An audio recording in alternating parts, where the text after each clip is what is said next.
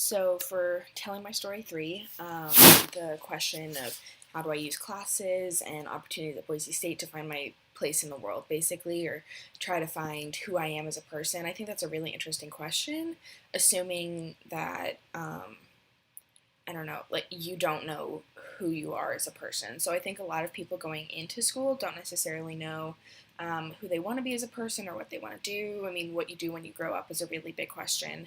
And so I think for me personally, just taking classes that I'm interested in and meeting new people and making those connections and just trying to better myself as a person will kind of help me grow in that way and help me find my place in the world and just try to become a better version of myself.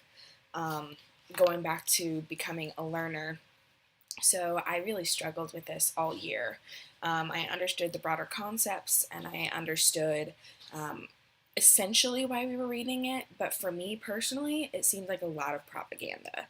It was very broad and blanket statement-y. There wasn't a lot of substance to it. It was just generalized blabbering.